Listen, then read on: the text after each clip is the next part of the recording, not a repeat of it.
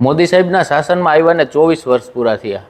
24 વર્ષ એટલે 2 દાયકાથી વધુ સમય.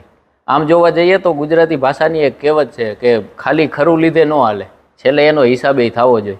તો ગુજરાત અને ભારત સરકાર હાલમાં અત્યારે વિકાસ સપ્તાહ ઉજવણી ભારતમાં અને ગુજરાતમાં ચાલુ છે. ત્યારે આપણે ખબર ત્યારે પડે વિકાસની કે સરકાર લોકો સુધી અને લોકો આરે મુખાતિર થાય કે માણસ કોઈ પણ હોય એનો વિકાસ થયો, એ છેવાડાનો માણસ આવી અને મંચ ઉપર આવી અને બોલે કે હા અમને લાભ મળેલા છે, ત્યારે આપણે માની શકાય કે છેલ્લા માણસ સુધી વિકાસ થયો છે.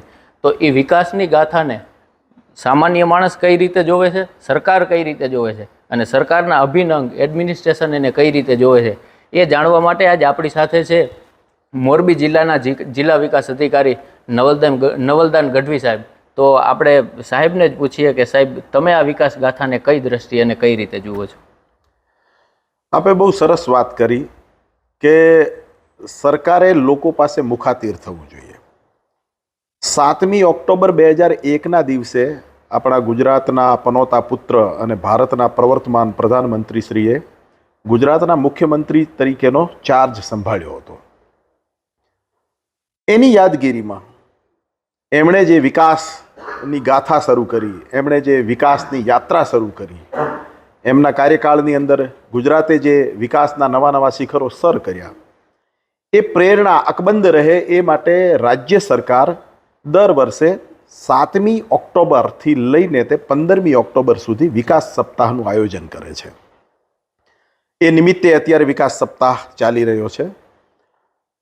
રાજ્ય સરકારે જુદી જુદી વિકાસની વિભાવનાઓ લોકો સુધી પહોંચે એ માટે એક વિકાસ રથ બનાવ્યો છે અને જે અત્યારે મોરબી જિલ્લાની અંદર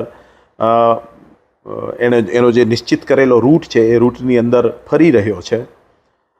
એ ઉપરાંત રાજ્ય કક્ષાએ, જિલ્લા કક્ષાએ અને તાલુકા કક્ષાએ જુદી જુદી થીમ ઉપર, એમાં પંચાયતની થીમ આવી ગઈ, એમાં ગ્રામ વિકાસની થીમ આવી ગઈ, એમાં આરોગ્યની થીમ આવી ગઈ, એમાં યુવા અને સાંસ્કૃતિક વિકાસની થીમ આવી ગઈ, એમાં ખેતીવાડીની થીમ આવી ગઈ, એમાં પશુપાલનની થીમ આવી ગઈ. આમ જુદી જુદી થીમ ઉપર રોજે રોજ જિલ્લાની અંદર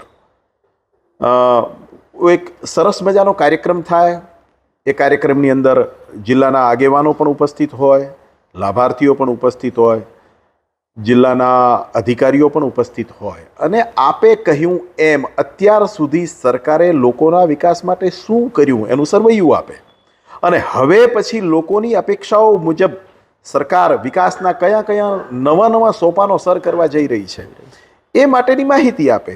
અને આનાથી લાભાર્થીને એક તો આત્મવિશ્વાસ ઊભો થાય કે મારું રાજ્ય મારા માટે આ કરી રહ્યું છે, મારું રાજ્યએ મારી આ ચિંતા કરી છે, વિકાસની આ પ્રવૃત્તિઓ રાજ્યમાં ચાલી રહી છે. જો એ વિકાસની પ્રવૃત્તિઓથી જાણકાર હોય તો ઘણી સારી વાત છે, પણ જો એ વિકાસની પ્રવૃત્તિઓથી જાણકાર નથી તો વિકાસના ફળ એના સુધી કેવી રીતે પહોંચે એની એને આમાંથી પ્રેરણા મળે. અત્યારે મોરબી જિલ્લાની અંદર મોરબી જિલ્લાના 5 તાલુકાઓ પૈકી મોરબી તાલુકાની અંદર વિકાસ રથ ચાલી રહ્યો છે. આજે તારીખ 10મી છે, આવતીકાલે 11મી તારીખે રાજ્યના મુખ્યમંત્રી રાજકોટ ખાતે આવી રહ્યા છે અને પંચાયત અને ગ્રામ વિકાસની થીમ ઉપર રાજ્ય કક્ષાનો કાર્યક્રમ રાજકોટની અંદર થવા જઈ રહ્યો છે. એ જે ત્યાં જે કોઈ વિચાર વિમર્શ વિકાસને લઈને થનાર છે અને મુખ્યમંત્રીશ્રીનું જે પ્રેરક પ્રવચન હશે એ પણ આપણા વિકાસ રથની અંદર અત્યારે જે વિકાસ રથ મોરબીની અંદર ફરી રહ્યો છે ત્યાં લોકો જોઈ શકે એ માટેની પણ બધી વ્યવસ્થા કરવામાં આવી છે. 15મી તારીખે આ વિકાસ સપ્તાહની પૂર્ણાહુતિ નિમિત્તે જે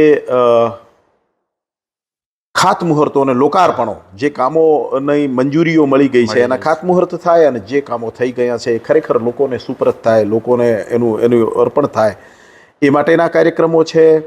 7મી તારીખે આપણા જિલ્લાની અંદર આ વિકાસ સપ્તાહની શરૂઆત પણ થઈ ચૂકી.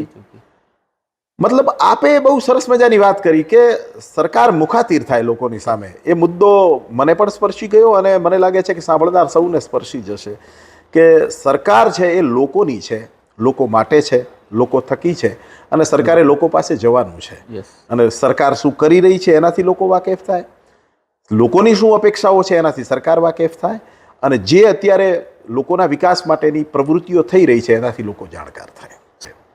લોકોનું, લોકો માટેનું અને લોકો વડે જ રચાયેલું જે શાસન તંત્ર છે એને લોકશાહી કહેવાય. એટલે લોકશાહીમાં શું પ્રધાનમંત્રી, આપણે તો ખરેખર આપણા પ્રધાનમંત્રી નરેન્દ્રભાઈ મોદી સાહેબે બહુ સરસ મજાની વાત કરી હતી જ્યારે 2014માં એમણે નવા પ્રધાનમંત્રીના શપથ લીધા ત્યારે, કે હું પ્રધાનમંત્રી નહીં પ્રધાન સેવક તરીકે ઓળખાવા માંગુ છું. વાહ, થેન્ક યુ સાહેબ. લોકસાહિત્યની એક દુહો છે કે હરવાણી સાચી હોય દુકાળમાંય ડૂકે નહીં. એટલે હાલ એક આપણું નેતૃત્વ એવી સાચી હરવાણીના હાથમાં છે કે એ દુકાળમાંય ડૂકે એમ નથી. માન્ય મોરબી જિલ્લા વિકાસ અધિકારી નવલધામ ગઢવી સાહેબનો ખૂબ ખૂબ આભાર. અને આપ સર્વેને વિનંતી કે વિકાસ સપ્તાહમાં મોટી સંખ્યામાં આપણે જોડાઈએ અને સરકારે કરેલા કામોના સરવૈયાને આપણે સાક્ષી બનીએ એવી આપ સૌને અભ્યર્થના સાથે જય શ્રી કૃષ્ણ, વંદે માતરમ.